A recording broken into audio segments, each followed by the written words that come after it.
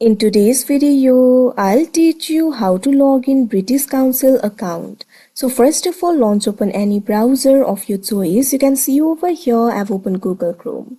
Now click on the search bar and type in this link ieltsregistration.britishcouncil.org/ttp/login. Press enter.